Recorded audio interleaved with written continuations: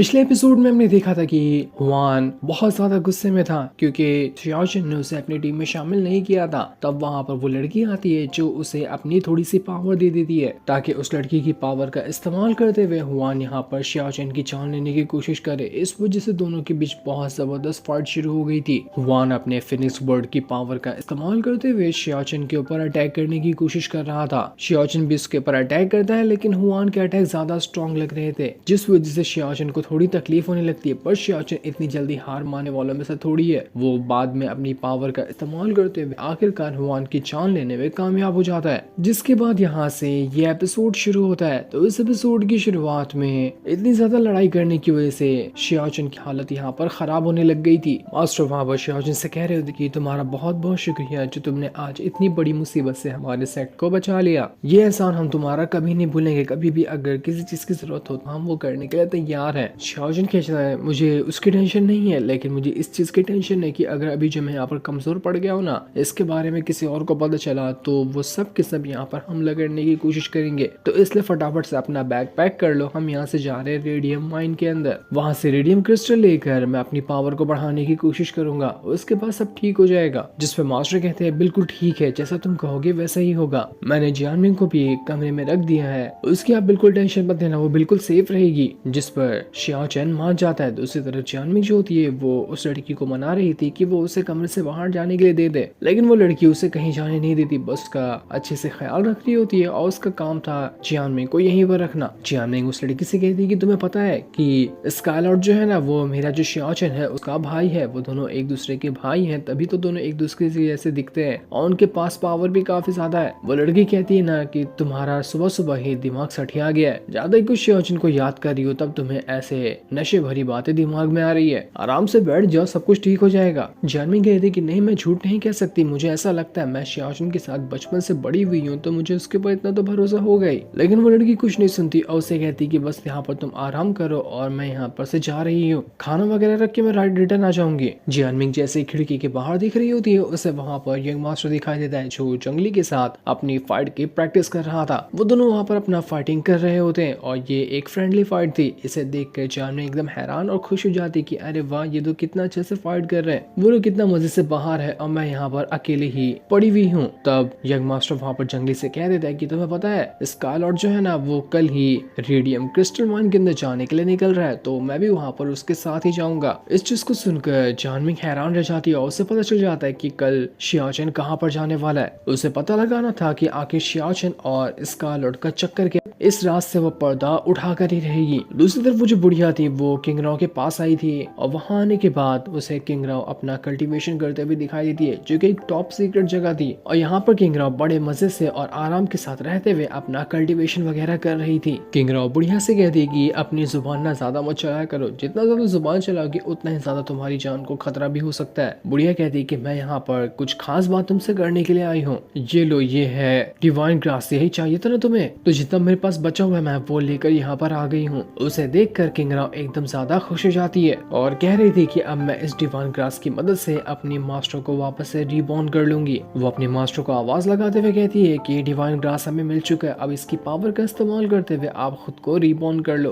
तब एक dark smoke सीधा का सीधा डिवाइन ग्रास के अंदर चला जाता है। इस वजह से वहां पर डिवाइन ग्रास की पावर को लेते ही वो डार्क स्मोक एक लड़की के फिगर में आ जाता है जो कि असल में किंग राव की ही मास्टर थी और यही कुछ वापस से रीबॉर्न करने के लिए किंग राव को वो डिवाइन ग्रास चाहिए था। बुढ़िया वहां पर कहती है किंग राव से कि देखो यहाँ पर मैंने तुम्हें डिवाइन ग्रास ला कर दिया, तुम्हारी मास्टर भी वापस से रीबॉर्न हो गई, अब मुझे यहाँ से जाने दो। मेरी तरफ से जो काम मुझे मिला था मैंने वो काम पूरा कर दिया है, अब मैं यहाँ से जा रही हूँ। लेकिन तभी किंग राव की मास्टर की वहां पर हालत खराब होने लगती है, उससे बहुत ज्यादा तकलीफ हो रही थी, मानो कि अब वो मर जाएगी। बुढ़िया किंग राव से कहती है कि देखो तुम्हारी मास्टर के साथ जो हो रहा है ना वो मैं कुछ नहीं कर सकती उसके अंदर, मेरा काम था यहाँ पर सिर्फ डिवाइन ग्रास को लेकर आने का, अब उससे तुम कैसे अपने मास्टर को रीबॉर्न करती है उसके बाद उसका क्या होता है वो सब मैं नहीं जानती, इसलिए अब मुझे यहाँ से जाने दो। लेकिन किंग राव तो बहुत ज्यादा भड़क चुकी थी, वो बुढ़िया से कहती कि तू नहीं कुछ गड़बड़ी की है तभी मेरे मास्टर को इतनी ज्यादा तकलीफ हो रही है। वो जैसे यहाँ पर बुढ़िया के ऊपर हमला करने वाली थी, बुढ़िया वहां से हट जाती है और किंग राव से कहती है मुझे पता था तू अपना वादा जरूर तोड़ेगी, इसके लिए पहले से ही तैयार थी, मैं यहाँ पर से कैसे भी भाग जाऊंगी। लेकिन इस चीज से किंग राव की मास्टर भड़क जाती है और वो सीधा का सीधा बुढ़िया के ऊपर अटैक करने लग गई थी ताकि वो उसकी जान ले सके। है। किंग राव की मास्टर यहाँ पर अपनी पावर को सीधा का सीधा बुढ़िया के अंदर ही डाल देती है। इस वजह से अब बुढ़िया की बॉडी पे किंग राव की मास्टर का कंट्रोल आ चुका था और उसे तकलीफ भी नहीं हो रही होती है। इस चीज को देखकर सारे के सारे एकदम हैरान रह जाते हैं कि अरे मास्टर ने तो यहाँ पर सीधा इस बुढ़िया की बॉडी पे ही कंट्रोल हासिल कर लिया। इसलिए सब के सब वहाँ पर बुढ़िया के सामने ही झुक जाते हैं अपना मास्टर कहते हुए। लेकिन वो जो मास्टर थी उसे बुढ़िया का चेहरा पसंद नहीं आता कि ये चेहरा तो बड़ा ही घटिया है, मुझे दूसरा अच्छा चेहरा चाहिए वरना मैं बहुत ज्यादा बदसूरत दिखूंगी। जिस पर किंग राव कहती कि उसकी टेंशन लेने की जरूरत नहीं है, आपकी रियल बॉडी को मैं कैसे भी करके जल्द से जल्द ढूंढ निकालूंगी, उसके बाद आप उसके ऊपर अपना कंट्रोल हासिल कर लेना। दूसरी तरफ जियान मिंग कमरे से बाहर निकल कर आ जाती है। वो भी यहाँ से रेडियम क्रिस्टल माइन के अंदर जाना चाह रही थी ताकि जान सके कि शियाचन वहाँ पर क्या करने के लिए गया हुआ है। वो अपने मेंढक को साथ ली होती है और वो मेंढक स्मेल करते हुए बता रहा होता है कि शियाचन और बाकी अभी किस तरफ गए। तो उसी रास्ते से जियान मिंग भी आगे बढ़ने लग जाती है ताकि वो जल्द से जल्द शियाचन के पास पहुंच सके। दूसरी तरफ किंग राव की मास्टर जो थी वो किंग राव से कहती है कि देखो तुमने यहाँ पर मुझे वापस से जिंदा करने के लिए बहुत मेहनत की है, लेकिन अभी भी मुझे एक छोटी सी चीज और चाहिए। मेरी फिजिकल बॉडी जो है ना वो भी उतनी ज्यादा खास नहीं है, वो भी बूढ़ी जैसे ही हो चुकी है, लेकिन मुझे तुम्हारा चेहरा बहुत ज्यादा पसंद आता है, तो मैं चाह रही हूँ कि तुम मुझे अपना चेहरा दे दो। इसके बाद वो अपनी सारी की सारी डार्क पावर को सीधा का सीधा किंग राव के अंदर ही डाल देती है। इस वजह से अब किंग राव की बॉडी के ऊपर उसकी मास्टर का पूरी तरह से कंट्रोल आ चुका था। दूसरी तरफ शियाचन और बाकी लोग जंगल में एक जगह बैठकर कैंप पे लगाए होते हैं ताकि थोड़ी देर के दिन आराम करने के बाद वो वापस से रेडियम क्रिस्टल माइन के अंदर जा सके। वहीं पर उन्हें वो टूटता हुआ लाल तारा भी दिखाई देता है जो कि आसमान से जमीन की तरफ ही गिरने वाला था। शियाचन बताता है कि वो जो बंदा है ना जो हेवन में रहता है वो बड़ा ही खतरनाक है, उसी ने ये लाल तारा भेजा है और ये लाल तारा आसपास का ऑरा जमा करते हुए सारी की सारी पावर को उस बंदे के पास भेजता रहता है, जिस वजह से वो बंदा बहुत ज्यादा स्ट्रॉन्ग बनता जा रहा है। अगर ये लाल तारा जमीन पे गिरा तो बहुत बड़ी तबाही आ सकती है। उसे रोकने के लिए कोई ना कोई पावरफुल बंदा तो चाहिए जिसके अंदर इतनी पावर हो कि वो लाल तारे को रोक सके। इसलिए मैं रेडियम क्रिस्टल माइन के अंदर जा रहा हूँ ताकि वहां पर जाने के बाद हो सकता है कि मैं अपनी कल्टीवेशन पावर को इंक्रीज कर पाऊँ। उसके बाद जब लाल तारा गिरने की मुसीबत आएगी तो मैं उसे रोक पाऊंगा, वरना सब कुछ खत्म हो जाएगा। जिसके बाद शियाचन कहते हैं कि चलो चलो यहाँ पर आराम करने का टाइम खत्म हुआ, अब हमें वापस से रेडियम क्रिस्टल माइन की तरफ अपना सफर शुरू कर देना चाहिए। उनके वहां से जाने के बाद जियान मिंग भी वहां पर पहुंच जाती है जो शियाचन का पीछा करते हुए यहाँ तक आई थी, लेकिन वो जहाँ पर भी जाती उससे पहले ही शियाचन वहां से आगे बढ़ चुका होता। वो मेंढक जियान मिंग को इशारा करते हुए बता रहा होता है कि अभी इस तरफ गया है शियाचन, तो उसका पीछा करते हुए जियान मिंग भी वहीं पर जाने लग जाती है। दूसरी तरफ शियाचन और बाकी जैसे ही आगे बढ़ रहे थे वहां पर एक बीस्ट आ जाता है जो कि रेडियम क्रिस्टल माइन की जो पावर थी उससे इन्फेक्टेड था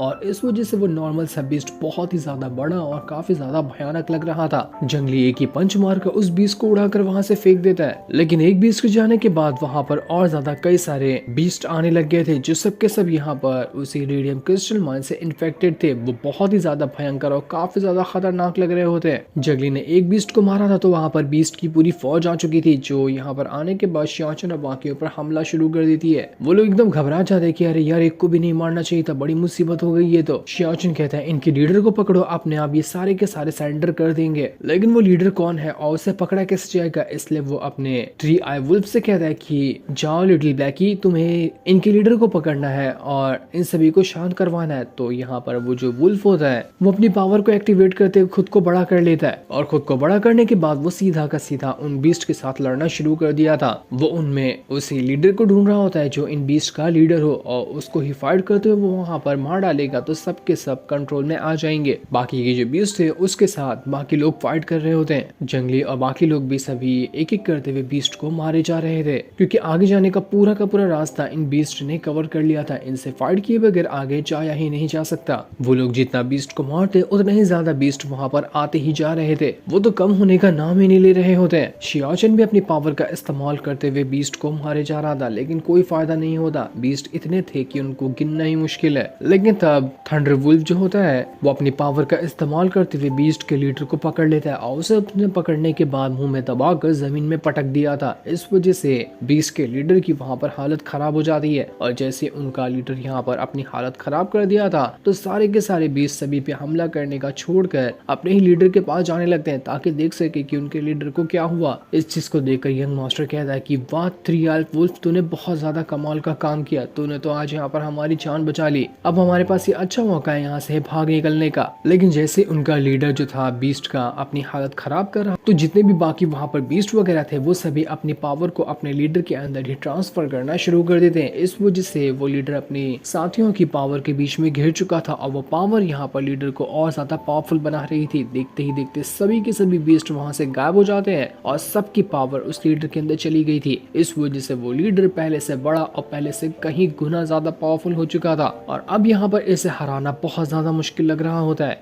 वो इंसान की तरह दो पैर पे खड़ा होकर सभी के ऊपर हमला करने के लिए तैयार था। सारे लोगों की हवा टाइट हो जाती कि बाप रे, ये हमने क्या कर दिया, ये बीस्ट तो वापस से खड़ा हो गया और अब ऐसा खड़ा हुआ है कि हम लोगों को यहाँ पर खड़ा होने नहीं देगा। इतना भयंकर शैतान जैसा कैसे बन गया। ब्लैकी उस लीडर बीस्ट से फाइट करने के लिए जाता है, लेकिन वो लीडर बीस्ट तो उसे एक बार में उड़ाकर फेंक देता है। सभी अपनी जान बचाकर इधर उधर भागना शुरू कर देते हैं क्योंकि उन्हें पता चल चुका था कि अब वो यहाँ पर लीडर बीस्ट का मुकाबला नहीं कर पाएंगे। वो लीडर बीस्ट यंग मास्टर के ऊपर अटैक करने वाला था, लेकिन बीच में जंगली आकर एक घसीट के पंच उस लीडर बीस्ट को मार देता है। इस वजह से यंग मास्टर की जान बच चुकी थी, पर वो लीडर बीस्ट जंगली की इस हरकत से बहुत ज्यादा भड़क चुका था। वो अपनी पावर को और ज्यादा एक्टिवेट करने लगता है। अब पावर को एक्टिवेट करने के बाद एक ही पंजा मारते हुए जंगली को वहां से उड़ाकर दूर फेंक देता है। जंगली भी अब यहाँ पर अपनी हालत खराब कर चुका था। इसके बाद भी यहाँ पर वो बीस्ट नहीं रुकता। वो दोबारा से अपनी पावर को एक्टिवेट करते हुए सीधा का सीधा जंगली के ऊपर अपना पंजा रख देता है और उसे खाने की कोशिश करने वाला था, लेकिन बीच में शियाचन आकर उस बीस्ट का मुंह ही दबा देता है लकड़ी की मदद से। इस वजह से वो जंगली के ऊपर हमला नहीं कर पाता। लेकिन अब शियाचन की ये हरकत से वो बीस्ट और ज्यादा भड़क चुका था,